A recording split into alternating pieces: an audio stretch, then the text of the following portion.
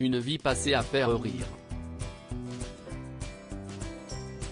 Michel Bougena vit pour être sur scène et, à 70 ans, il a souhaité redonner vie à ses trois personnages préférés, surnommés les Magnifiques, Maxo, Julot, et Guigui, en jouant un nouveau spectacle intitulé Adieu les Magnifiques à Paris. Le journal Le Parisien a rencontré le comédien chez lui, à l'occasion de ce retour en scène, et si est son âge qui est revenu le plus dans la conversation, et la mélancolie qui va avec. Hélas, j'ai 70 ans, c'est passé vite, souffle-t-il. Mais laissez-moi le temps, je vous en supplie, je n'ai pas envie de m'arrêter, de tomber physiquement. Conscient du temps qui passe, Michel Bougena est ravi de pouvoir proposer à nouveau sur scène ses personnages phares des années 90, tant qu'il peut les jouer avec dynamisme. C'est la dernière fois, dans 20 ans j'aurai 90 ans. Vous croyez que je vais jouer sur scène? Le match de trop, il faut pas le faire, confie-t-il au Parisien. Difficile de croire que Michel Bougena pourrait mettre fin un jour à son amour de la comédie, même à un âge avancé.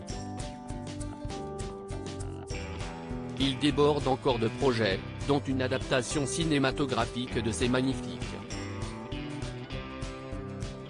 Michel Bougena, grand mélancolique comme il le dit lui-même, Michel Bougena a vu sa vie passer très vite, et il se souvient très bien de son enfance.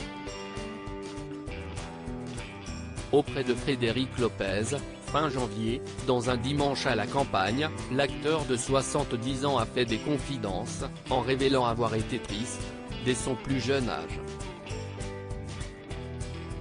Se considérant comme un puiné, avant-dernier bout de chou de ses parents, il a estimé avoir été celui qui n'a pas de place, qu'il se sentaille, toujours abandonné ou différent par rapport à ses trois frères. Un sentiment qui s'explique notamment parce que son défunt père, Joseph, médecin de profession, travaillait énormément, comme il l'a confié, il avait son métier, qu'il adorait et puis c'était un flambeur, donc on ne le voyait pas beaucoup.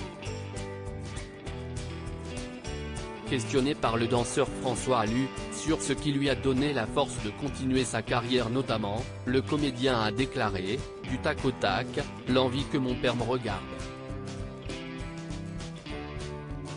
Crédit photo, Bruno Bébert.